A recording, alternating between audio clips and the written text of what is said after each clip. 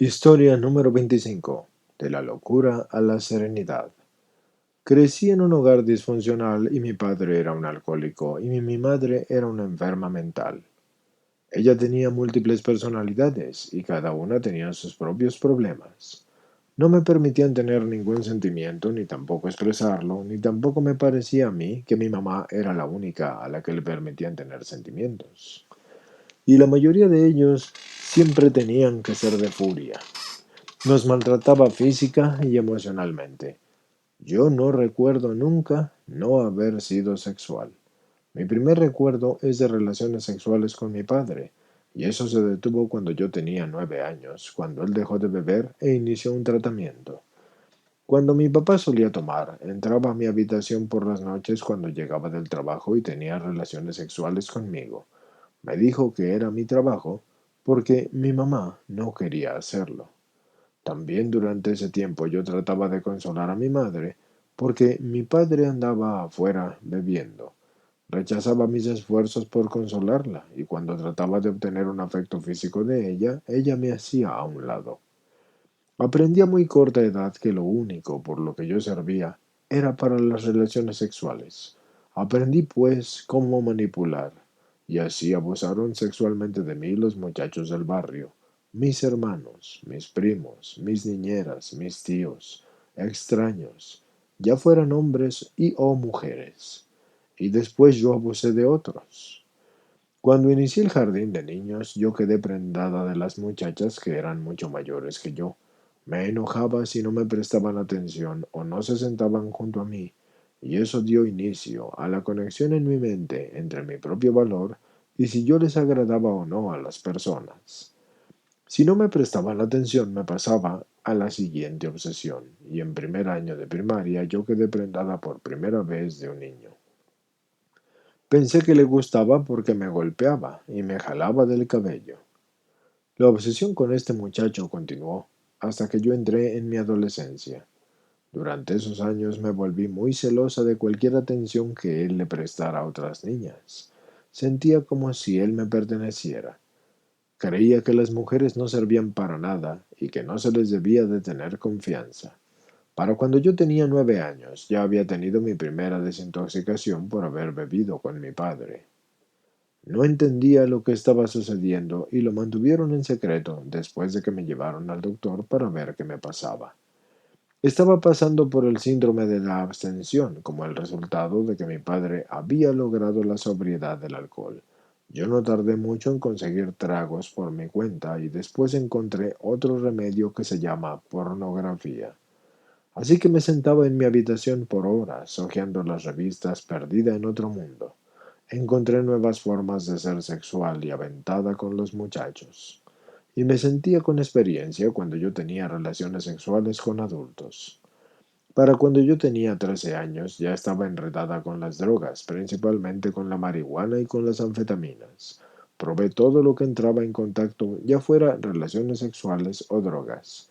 Mi mamá también me enseñó cómo usar las pastillas de dieta, los diuréticos, aunque no tenía un problema yo con el peso. Me obsesioné sobre la forma en que lucía, siempre pensando sobre cómo me verían los demás cuando tuviéramos relaciones sexuales. Eso se convirtió en años de ingestión excesiva de alimentos para luego vomitarlos. Ese verano, un extraño me violó y me dejó como si estuviera muerta en una zanja, en las afueras de la ciudad en donde yo vivía. Esa fue la primera ocasión en que yo intenté escaparme de mi casa. Me sentía tan desdichada y solo quería irme. Yo no contaba con un verdadero plan y casi ni siquiera dormí por un mes. Seguía pensando que él regresaría para matarme. Esta experiencia me orilló hacia un lado oscuro de la vida. Yo le temía a todo y a todos. Lo único que me consolaba eran los tragos y las drogas. No pasó mucho tiempo para que volviera a ser sexual otra vez, y en esta ocasión me sentí muy poderosa. Sentí que había conquistado mis demonios. Me aislé más de las mujeres y no quería tener nada que ver con ellas. Usé a todos los muchachos como si fueran objetos sexuales. Tenía relaciones sexuales en los baños, los automóviles, afuera, en cualquier lugar en donde yo podía hacerlo. Así que un año de vivir así me llevó a otra experiencia horrenda a los 14 años, porque había estado viendo a este muchacho por cierto tiempo y en realidad sentía una conexión. Me pidió pues que fuera su novia, y yo estaba eufórica. Nos íbamos a su casa todos los días después de clases y teníamos relaciones sexuales y bebíamos y nos drogábamos. Él tenía experiencia sexual y yo no me sentía como un monstruo cuando estaba con él. Un día fuimos a su casa y allí estaba el hombre que me había violado un año antes. Me lo presentó como su hermanastro. También había unos cuantos otros tipos con él. El hermanastro presumió de haberme poseído y mi novio se enfureció con celos y abandonó la casa dejándome allí dentro. Su hermanastro me ofreció una bebida y me dijo que me relajara y que me divirtiera. Me estaba asustando, pero estaba demasiado paralizada para irme, así que me volvieron a violar esa noche. Seguí por mi camino de autodestrucción, teniendo relaciones sexuales con todos los muchachos con los que tenía contacto y usando todas las drogas que podía encontrar. Tenía relaciones sexuales con gente para obtener drogas y alcohol, porque decidí que robarle dinero de mi padre a medianoche era muy arriesgado.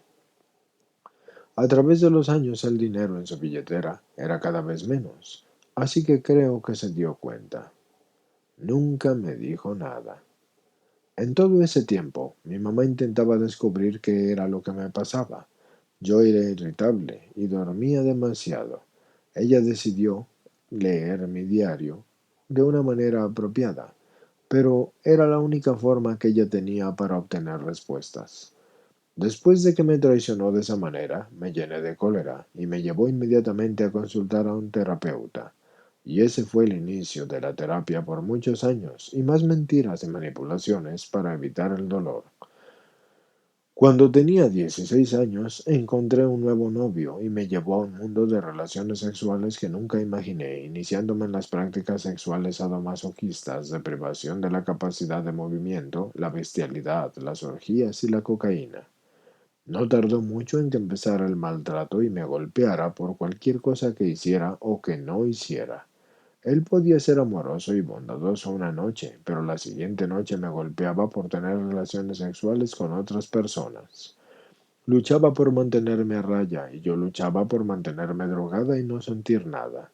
Estaba llevando tres vidas distintas. Me pasaba toda la noche fuera de mi casa y me emborrachaba y me drogaba y tenía relaciones sexuales. Llegaba a mi casa justo a tiempo para que pareciera como si había estado allí toda la noche y me preparaba para asistir a la escuela. Fingía con los muchachos de la escuela que era como ellos y al mismo tiempo seguía teniendo relaciones sexuales con muchachos de allí. Tenía que consumir drogas para mantenerme despierta y beber para dormirme. Pero me sentía con el poder porque yo podía con todo esto.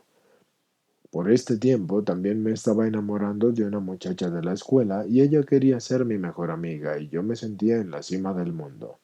Nunca había habido una muchacha que hubiera querido ser mi mejor amiga, y yo sabía que ella tenía relaciones con hombres y mujeres, pero no la quería ver de esa forma. Mantuvimos una amistad que estaba llena de obsesión de mi parte. Yo tenía que verla a diario y pasar tiempo con ella. Ella quería que yo dejara de beber y de consumir drogas, así que le conté acerca del tipo de relaciones sexuales que estaba teniendo. Se horrorizó de que permitiera que me hicieran esas cosas y la hice jurar que lo mantendría en secreto, pero tenía miedo de que hablara. Cuando se cambió, me sentí desolada. Después me empecé a derrumbar y dejó de importarme tanto si me pescaban o no. Había entrado entonces a una realidad distinta. En algunas noches ni siquiera iba a mi casa, así que mis padres comenzaron a llamar a la policía y la vida entonces parecía un infierno. Al fin se hartaron y me arrastraron literalmente para que yo recibiera tratamiento. Así que me quedé atónita, porque todavía no acababa ahí. Mi mamá empezó a confrontar con todo lo que le había yo robado a ella, incluidos sus anillos de matrimonio, así que mentí sin descaro. Yo no podía admitir que había robado todas esas cosas para poder conseguir drogas. El tratamiento fue un fracaso, aunque mi mamá estaba harta de mí y no podía soportar ver a otro miembro de la familia bajo tratamiento y me llevó a casa después de la confrontación inicial. Así que pasó otro año y fue lo mismo, más bebida, más droga, más relaciones sexuales. No era nunca suficiente para mí. Aún asistía con un terapeuta y me dijo que ya no me podía consultar porque me drogaba antes de mis sesiones y ni siquiera podía hablar con coherencia. Me dijo que ya no podía verme matarme a mí misma y me retó a que dejara la bebida y las drogas. Le dije que lo intentaría. Yo nunca había intentado hacer eso antes. No lo pude hacer. Al fin de un día me habló el director de mi escuela y me dijo que estaba harto de suspenderme por beber y por consumir drogas, y que sabía que yo les vendía drogas a otros muchachos de la escuela. Yo sabía que al final estaba cerca, y me sentía desesperada, así que ¿qué iba a hacer? No podía dejarlo, y ya había intentado hacerlo. Como a los 6 meses después yo decidí que ya era suficiente, y mi tolerancia había bajado y me estaba enfermando constantemente. Ahora creo que mi poder superior intervino y me dio la fortaleza para hacer lo que tenía que hacer. Hablé con mi terapeuta acerca de entrar a rehabilitación, puesto que no podía dejarlo por mi cuenta. Él me animó, pero me dijo que yo tenía que hacer la llamada y darle seguimiento. Nunca había tenido que hacer una cosa tan madura antes. Hice la llamada y me encontré en el hospital en unos cuantos días. Me fui a mi última juerga el día en que me gradué de la preparatoria y entré a rehabilitación al día siguiente. Los síntomas de la abstención eran muy dolorosos, pero lo soporté y me prometí a mí misma que recordaría lo que sentía para que nunca lo tuviera que volver a repetir. Una de las reglas del tratamiento era que no podíamos tener relaciones sexuales en las instalaciones y que era una causa de baja de la rehabilitación, así que pensé que era una regla estúpida, así que lo hice de todas formas. Y eso hacía que me visitaran de afuera y tenía relaciones sexuales con ellos. En un momento dado hablé con mi asesor acerca de la posibilidad de que yo tuviera una adicción sexual porque sentía que me moría sin las relaciones sexuales y que haría cualquier cosa para obtenerlas. Así que me dijo, aquí no manejamos eso. Con el tiempo me descubrieron por tener una conducta sexualmente inapropiada con un paciente con enfermedad mental de otra ala y yo me sentía justificada, así que discutí con el personal. Me dijeron que era una advertencia y que me valía más que no volviera a hacerlo otra vez o que estaba fuera de la rehabilitación. De todos modos no dejé de hacerlo. Sentía que si iba a dejar los tragos y las drogas, cuando menos necesitaría tener relaciones sexuales. ¿Cómo esperaban que no tuviera yo relaciones sexuales? Mientras estaba en rehabilitación, me dio un ataque de cólera en una sesión de grupo y me encerraron y me torné suicida. Después, sugirieron que me quedara por otros 6 meses. Yo dije, ni pensarlo. No quería enfrentar esos sentimientos que habían aparecido y me sentía demasiado vulnerable y una vez más busqué una salida, así que le llamé a mi mamá para que me recogiera de allí porque yo ya no quería estar allí. Ella no estaba muy segura, pero fue por mí como quiera. Yo tenía muchas excusas y el centro de rehabilitación no cumplió lo que prometió porque ya no podía yo aprender nada más porque solo eran una bola de idiotas. Cuando me trajo a casa mi mamá, me informó que uno de mis amigos con los que solía parrandear se había suicidado. Estaba desolada, y pensé que podía usar esto como una excusa para consumir drogas otra vez, pero en lugar de eso decidí no hacerlo ese día. Después de unas semanas llegué a aceptar que necesitaba asistir a juntas de 12 pasos para mi adicción a las drogas. Las personas de la junta me dieron la bienvenida y pude identificarme con sus historias, aunque yo era la menor en ese salón. Empecé a darme cuenta de que mi poder superior me ayudaría si tan solo se lo pidiera, y por supuesto que yo no tardé mucho en encontrar con quién tener relaciones sexuales. Yo no creía que hubiera un problema con eso. Además, todavía estaba luchando con no tener relaciones sexuales con mi exnovio, y aún me golpeaba y quería que consumiera drogas con él. Le dije que ya no quería drogarme o tener relaciones sexuales con él, y no estuvo contento con esto y a mí me angustió. Intenté suicidarme después de 9 meses de estar limpia y sobria. Un par de mis amigos sobrios me encontraron en mi departamento con mis brazos cortados y me llevaron de inmediato al hospital. El personal dijo que yo era una amenaza para mí misma y no me dejaron salir. Conseguí un terapeuta inmediatamente y tuve la oportunidad de compartir con sinceridad acerca de mí misma, sin mentiras y sin manipulaciones. Ella fue muy positiva, diciéndome que me hubiera vuelto loca si no hubiese usado mis adicciones para sobrellevar mi vida. Fue en ese momento que yo conocí a mi primera novia. Éramos solamente amigas y ella estaba limpia y sobria. Un día me preguntó que si había tenido relaciones sexuales con mujeres. Le contesté que sí, pero nada serio. Me confió que ella era una lesbiana. Solamente le dije que estaba bien, pero no sentí nada acerca de eso. Pero después de pasar algo de tiempo con ella, empecé a sentir una atracción física. Le conté a ella acerca de la atracción y actuamos. Estaba muy emocionada con esa experiencia porque en realidad sentí algo que nunca había sentido antes. Le tenía un cariño de verdad y se me acercó con la idea de que tuviéramos una relación monógama y dudé antes de decir que sí. Le dije que nunca había estado en una relación monógama antes y me dijo que nunca volvería a tener relaciones sexuales conmigo si yo no accedía a una relación monógama. Algo se rompió dentro de mí cuando yo escuché eso, así que accedí. En menos de un mes me fue infiel y así inició un calvario lleno de dolor y mentiras y manipulación y maltrato verbal que duró 3 años. Terminábamos nuestra relación y yo quedaba deshecha y nos volvíamos a juntar después de que me confesaba todo y empezábamos otra vez.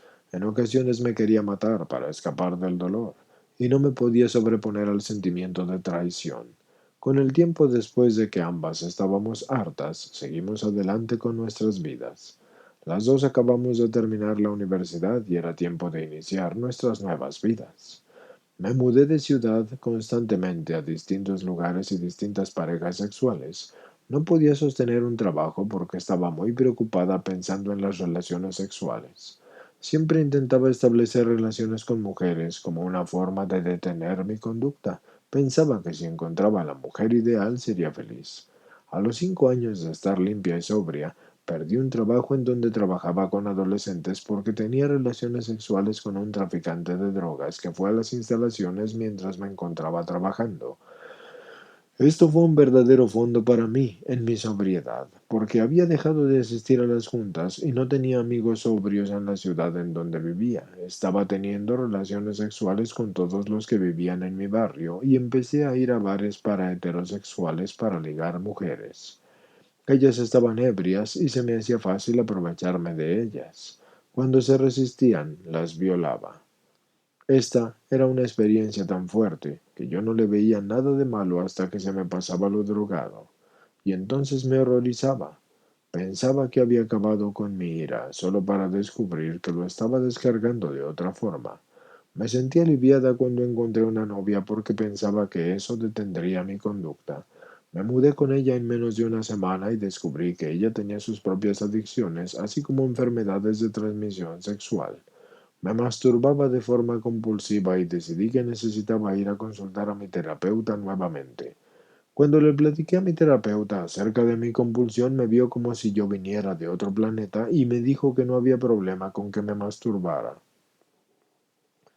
Ella no entendía que yo lo hacía hasta sentir dolor. En ese momento quise hablar al teléfono de SAA que encontré en el directorio telefónico. La persona con la que hablé me dijo que necesitaba pasar por un proceso de entrevistas antes de que pudiera asistir a una junta. Inmediatamente me dio pánico porque pensé que tenía que contar todas las cosas horribles que había hecho en mi vida o no me ayudarían, así que no llegué a SAA en esa ocasión. Sí encontré una novia que era lo suficiente codependiente para estar conmigo, pero que no tenía relaciones sexuales conmigo si yo no iba a estar presente. Tenía una idea general acerca de la adicción sexual, no quería ser parte de eso. Pensé que al fin yo había encontrado a la persona con la que pasaría el resto de mi vida y después de 3 años le pedí que me dejara tener relaciones sexuales fuera de nuestra relación. Le dije que la amaba y que no la iba a dejar, pero que yo necesitaba satisfacer mis necesidades sexuales. Ella no accedía a eso, pero después de un tiempo me preguntó si yo quería agregar a una tercera persona a nuestra relación de pareja, y al principio me negué porque sabía que era demasiado celosa para que eso funcionara. Pero yo no tardé mucho en convencerme a mí misma. Ella obtendría algunas cosas que yo no le podía dar y yo obtendría relaciones sexuales de una persona distinta. Teníamos a alguien en mente. Ella accedió cuando le preguntamos e iniciamos lo que llamamos una relación tripartita sana. Era divertido y emocionante y yo pensé que era exactamente lo que yo quería hasta que caímos en la realidad. Me dieron muchos celos y empecé a sentir algo por esta mujer. Empezamos a pasar mucho tiempo juntos y todo lo que quería era a ella. Esto fue doloroso para todos. Le dije que si ella no me quería, me iba a alejar de todo esto. Ella decidió que me quería solo a mí y así inició un torbellino de locura. Un mes de vivir con ella y estaba deprimida otra vez. No había encontrado una nueva forma de vida, solamente me había metido en otro lío. Ella era muy posesiva y me maltrataba verbalmente. Dejé de ver a todos mis amigos y dejé de asistir a las juntas de 12 pasos porque ella era tan insegura. Pensé que con el tiempo confiaría en mí, pero debido a cómo nos conocimos, ella daba por sentado que yo le haría lo mismo a ella. Como a 3 años de haber iniciado la relación descubrí que ella tenía herpes y me convertí en una anoréxica sexual y desquitaba mi furia golpeando y pateándola a ella. Había alcanzado otro nivel de mi condición humana que yo no sabía que existiera. La estaba maltratando físicamente a ella y me sentía con justificación. Después de 5 años me dijo que me iba a dejar si no dejaba de golpearla. Se prendió un foco en mi cabeza y me solté llorando. Yo no podía creer en el monstruo que me había convertido. ¿Quién era yo? ¿Qué estaba haciendo? Le dije que necesitaba regresar a las juntas de 12 pasos o iba a consumir drogas. Y esa fue otra llamada de atención de mi poder superior. Regresé a terapia y hablé honestamente acerca de las violaciones que había cometido y el maltrato verbal y físico que le había causado a la gente durante tantos años. La terapeuta me dio inmediatamente el teléfono de SAA e hice la llamada, y también me refirió a un centro de rehabilitación para delincuentes sexuales. No me complació mucho esa idea, pero acudí. Empecé a asistir a las juntas de sexoadictos anónimos y aunque parecía el lugar indicado, encontré muchas razones para sentirme diferente.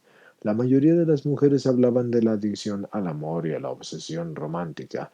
No pensaba que me pudiera yo identificar con eso. Estaba teniendo relaciones sexuales con prostitutas por ese entonces y llevaba a casa a las desnudistas de los clubes.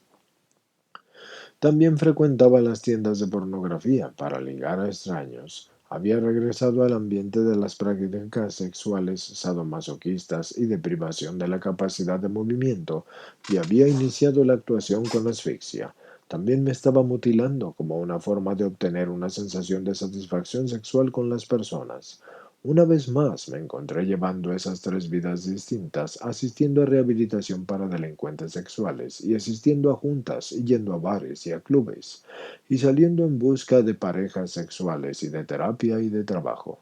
Así que actué con gente en los baños de mi trabajo y me sorprendieron teniendo relaciones sexuales por teléfono y viendo pornografía. Tuve una crisis nerviosa y solicité un permiso en el trabajo, pero la vergüenza me estaba devorando. Aquí me encontraba limpia y sobria por 13 años y así aún sentía la locura. Durante mi permiso en el trabajo por enfermedad decidí que intentaría dejar algunas de las conductas de las que era obvio que me estaba matando, pero no dejaría la pornografía. Sin embargo, nunca fue suficiente. Siempre terminaba regresando a los bares en busca de mujeres que estuvieran ebrias para tener relaciones sexuales con ellas. Esto sucedió durante unos 2 años y mi primer patrocinador de SAA dejó de trabajar conmigo porque no lo intentaba con suficientes ganas. Sentí que ese fue el rechazo máximo. Y ella era lesbiana. La furia entonces rugió y me dio un pretexto para continuar con mis conductas. Y por ese mismo tiempo mi terapeuta se negó a que siguiera consultándola porque yo había amenazado con atacarla sexualmente. En ese tiempo conocí a otra mujer que acababa de salir del hospital de una cirugía para que me retiraran un órgano por los años de ingestión excesiva de alimentos para luego vomitarlos. Ese fue un gran apoyo mientras que yo estuve internada. Ahí fue donde conocí a esa mujer, pero mi ira no tardó mucho en salir a la superficie. En medio de tener relaciones sexuales yo me enfurecí y la lastimé. No me detuve cuando ella me dijo que no y eso la asustó.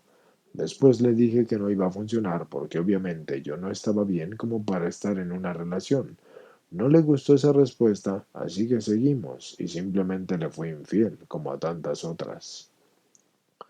Ligué a otra mujer en un bar y en esa ocasión dije que solamente quería salir en citas sin tener relaciones sexuales. Y nada más quería llegar a conocernos, establecer una amistad sana y luego una relación. Eso aproximadamente duró un mes y después ya estaba haciendo lo que yo sabía hacer. Así que la rabia surgió y la lastimé mientras que teníamos relaciones sexuales. Ella quería que controlara mi adicción sexual y que la dejara de lastimar. Dijo que me amaba y que quería establecer una vida y una familia juntas. Después la volví a violar y otro foco se me prendió en la cabeza cuando yo vi el horror en su rostro. En ese momento yo supe que había llegado al borde del precipicio. Sí actué por unas cuantas semanas. Después de eso, continué, pero eso fue sin vida y fue doloroso. Pornografía, masturbación compulsiva, salir en busca de parejas sexuales. Nada estaba funcionando. Estaba cansado de las consecuencias, las enfermedades, las infecciones, la policía, el sistema legal, las pérdidas económicas, la pérdida de amigos, la pérdida de familia y sí, la pérdida de terapeutas. Y de todo eso estaba cansada también, porque tenía otros terapeutas. Pero en ese punto yo ya había tenido suficiente. Era impotente ante esta cosa y mi vida era ingobernable, así que mi poder superior había intervenido una vez más y en esta ocasión sí le presté atención. Regresé a la rehabilitación para delincuentes sexuales y me lo tomé en serio esta vez y empecé a llevar a cabo los 12 pasos de Sexo Adictos Anónimos y conseguí un patrocinador y empecé a ir a más juntas y me inicié en el trabajo de servicio. Algo mayor a mí mismo me iba a salvar de esta locura. Al principio fue muy difícil y mi patrocinador me recordaba que yo estaba en el periodo de abstención y eso me ayudó mucho. Sabía que a la larga iba a terminar con otro sentimiento de locura. Me tomé 2 meses sin tener ninguna relación sexual ni conmigo ni con nadie. Mi mente se aclaró y podía ver la diferencia en mí misma. Ya no andaba en busca de relaciones sexuales sintiendo la anticipación o manipulando a alguien para que sucediera sin intrigas y sin juegos. Empecé a sentirme viva y asistía una o a dos juntas por día. Deseaba mantenerme sobria sexualmente, pasara lo que pasara. Tenía un deseo de estar viva y libre, y eso me dio la fortaleza y el valor para continuar. En realidad había entregado esta cosa a mi poder superior, y cuando decidí salir en citas, supe que tenía que preparar un plan de acción. Lo que funcionó para mí entonces y aún funciona para mí es ser sexual solamente con mujeres por las cuales yo siento un verdadero cariño y respeto. Soy honesta acerca de quién soy y lo que para mí significa una sexualidad sana. Si eso no le satisface a otra persona, entonces no hay otra opción. Además, necesito estar presente en todo momento durante las relaciones sexuales. Si no, necesito detenerme.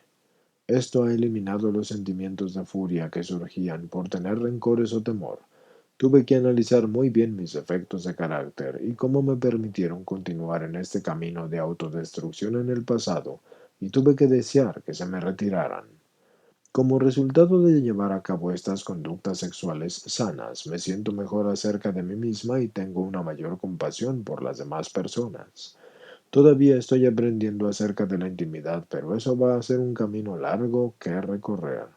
Estoy dispuesta a hacerlo cuando mi poder superior así lo disponga, no cuando yo quiera. Si intento apurar el proceso, mi enfermedad se disparará. Por la gracia de mi poder superior, he podido alejarme de los lugares resbaladizos y distanciarme de las situaciones resbaladizas. Esto se vuelve más fácil conforme pasa el tiempo, puesto que ocupo un mayor tiempo ahora haciendo cosas relacionadas a la recuperación. A través de los 12 pasos de Sexo Adictos Anónimos me han brindado el don de la compasión hacia mí misma y para otros. He tenido la oportunidad de reparar el daño a las personas a las que yo dañé, algo que yo nunca pensé que tendría el suficiente valor de hacer. He tenido que escribir cartas a aquellas personas con las que yo no puedo estar en contacto, pero que sé que estoy dispuesta a pedirle a mi poder superior que me dé la fortaleza para hacer lo que tenga que hacer para rectificar cualquiera de esas situaciones. Sigo yendo a 4 u 8 juntas por semana y eso me mantiene preparada para hacer un inventario diario de mis pensamientos y conductas. He cambiado la forma en que interactúo con las personas porque no son mi siguiente droga ni tampoco la solución de mis problemas. Yo acepto la responsabilidad por lo que digo y por lo que hago y no soy perfecta ni lo quisiera ser. Es una gran bendición no tener que escapar de mis sentimientos. No estaría aquí sin mi poder superior. En realidad creo eso. He aprendido a tomarme el tiempo para mí y a hablar con mi poder superior todos los días. Esto no es tan difícil porque en el fondo siempre he sabido que mi poder superior quiere que yo viva. Yo era la que quería morir. Y eso ha cambiado ahora. Perdí el deseo de autodestruirme al hacer un ritual de oración y de meditación. No puedo hacer esto sola, por mi cuenta. Eso es lo que me condujo a los problemas. El aislamiento y la creencia de que yo era superior a todos me llevó a tocar el fondo en esta adicción. El trabajo de servicio es una forma de canalizar mi energía en una forma sana. Me aleja de mi egoísmo al patrocinar a alguien, al realizar trabajos de servicio en las juntas y al estar disponible en todas las formas posibles para el adicto que aún sufre. Ahora yo puedo hacer la voluntad de mi poder superior, no la mía. Y esa es una libertad que no puedo explicar. Siento que ha sucedido un milagro. Los lemas, las herramientas y las llamadas telefónicas diarias y los correos electrónicos de las otras mujeres de la confraternidad me mantienen siguiendo adelante. Por la gracia de mi poder superior me he mantenido sobria sexualmente de mis conductas primordiales de actuación durante 30 meses. Me ha llevado 5 años de entrar a salones de sexoadictos anónimos para llegar a este lugar de serenidad y libertad y del temor y de la furia. Y sin este programa yo no sé dónde estaría. No quiere averiguarlo. Yo no quiero, así que yo voy a seguir regresando un día a la vez.